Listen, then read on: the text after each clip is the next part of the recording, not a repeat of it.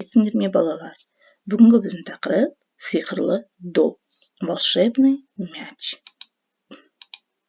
Бүгін сабақта болашақта футбол добы немен ерекшеленетінін білесің.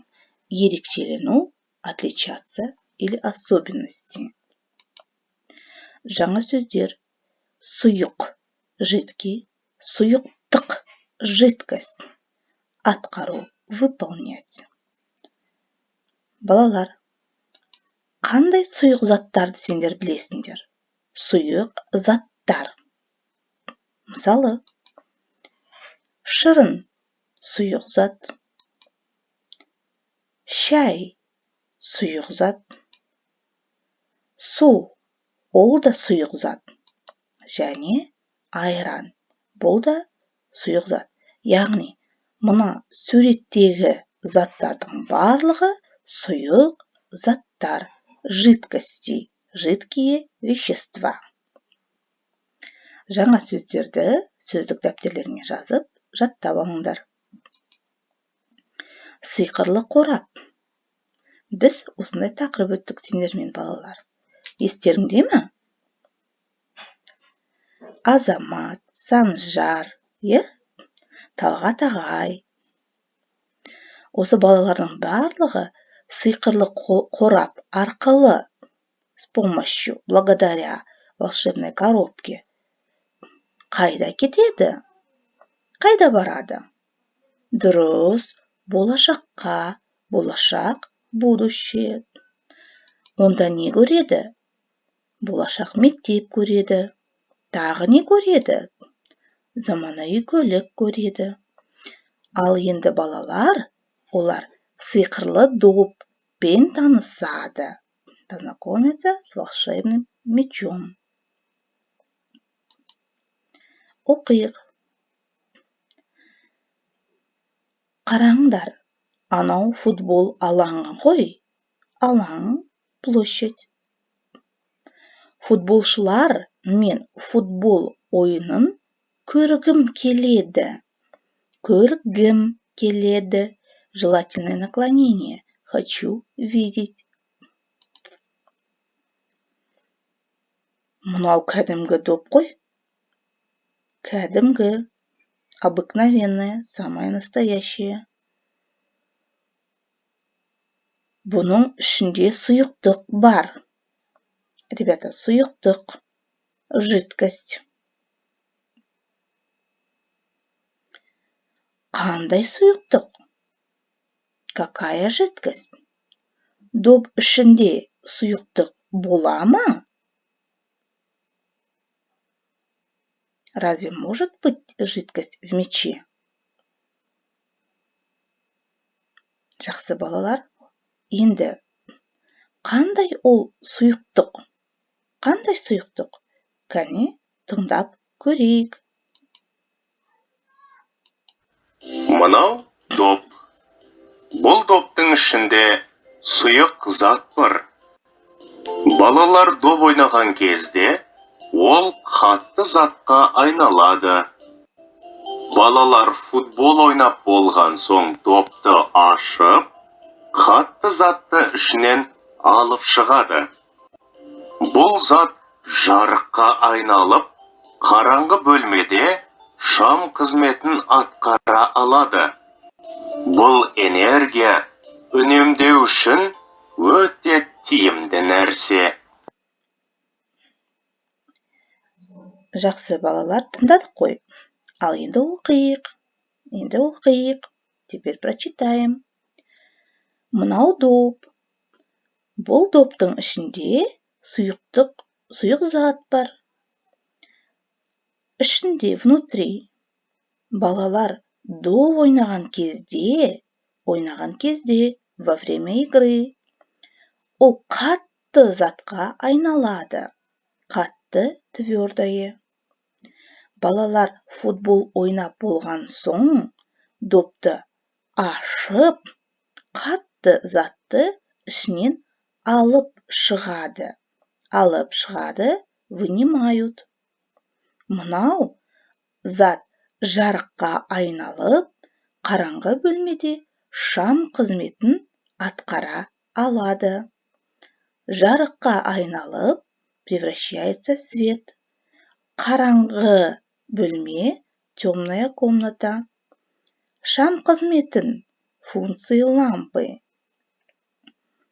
Атқарада, ребята, это новое слово, которое сегодня мы с вами изучали. Бұл энергия үнемдеу үшін өте тиімді нәрсе. Үнемдеу экономить, үнемдеу үшін для экономии. Тиімді, полезное. Ребята, слово нәрсе синонимично слову зат. Нәрсе, зат, синонимы слова. Жақсы балалар, мәтінді бір рет оқып шығыңдар. Керек болса, тағы да бір рет тыңдаңдар. Прочитайте, если нужно, еще раз послушайте. Енді қараңдаршы балалар, посмотрите, ребята. Көрер едім, посмотрел бы. Барар едім, пошел бы. Сұрар едім, спросил бы. Действие будущего времени, так как мы проходим сейчас будущее время. Да, ребята? Я бы спросил, я бы сходил, я бы увидел, если бы я там был. То есть, возможно, если бы там я оказался. Көретін едім, баратын едім, сұрайтын едім. Тоже синонимичное выражение. Увидел бы, сходил бы, спросил бы. Ребята, как же они образуются? Они образуются с помощью суффиксов ар и р, где после согласных звонких прибавляется ар и р в зависимости от твердости или мягкости слова, и р после гласных. Естественно, после суффиксов данного времени добавляется личное окончание.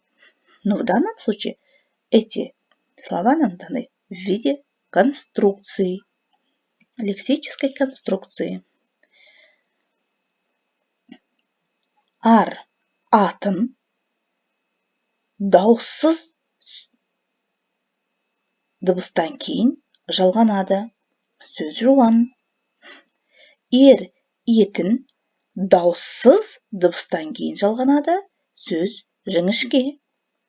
Р, итін, дауысты дыбыстан кейін жалғанады. Сөз жуан. Итін сөзінде жіңішке болады. Итін формасы бар, жуан формасы. Жақсы балалар, сонда бұл қандай формалар? Какие же эти формы? Бұл болжалды келер шақ. Это будущее время предположения или возможности. Мы только что с вами разбирали, да? Ар и р образуют будущее время предположения. Атын, етін, итін образуют прошедшее, переходное прошедшее время глагола. Ауспалы өткен шақ. Но вы задаетесь вопросом, а почему прошедшее и употребляется в будущем времени? Потому что здесь написано ауспалы, переходное. По контексту в предложении он может употребляться как в прошедшем времени, так и в будущем времени, ребята. Это надо смотреть по предложению. Жақсы балалар, тапсырма, задание. Вы должны будете составить 3 варианта предложения. Ваш выбор. Можете употребить форму болжалды келер шақ или форму ауспалы өткен шақ. Но вы должны составить 3 предложения со словами көрер едім или көретін едім, барар едім или баратын едім, сұрар едім или сұрайтын едім. Составить письменно 3 предложения. Жазбаша 3 сөйлем дәптерлеріңе жазып бересіңдер. Жақсы балалар. Барлығы түсінікті ме? Все ли вам понятно? Если нет, то пересмотрите еще раз. Келесі тапсырма. Ойланайық. 61 бет 4 тапсырма. Дұрыс немесе бұрыс жауаптары. Анықта. Определи дұрыс правильно, бұрыс неверно. Мәтін бойынша жұмыс. Работа по тексту. Доптың ішінде сұйық зат құйылады. Как вы думаете, доптың ішіне сұйық зат құйылады? Балалар доп ойнаған кезде ол қатты затқа айналады. Қатты затқа айналады, превращается в твердое вещество. Футбол ойнап болған соң, после того. Балалар допты лақтырып тастайды, они выбрасывают мяч. Дұрыс па балалар или бұрыс па? Доп ішіндегі зат шам қызметін атқара алады. Выполняет қызмет функции шам лампы. Энергия үнемдеу үшін тиімді полезно. Жақсы балалар. Енді осы тапсырманы орындаңдар. Ауызша дұрыс немесе бұрыс. Тапсырманың барлығы түсінікті болса, балалар, сау болыңдар. Тапсырмаларды орындаймыз. Выполняем задание. Сау болыңдар, балалар.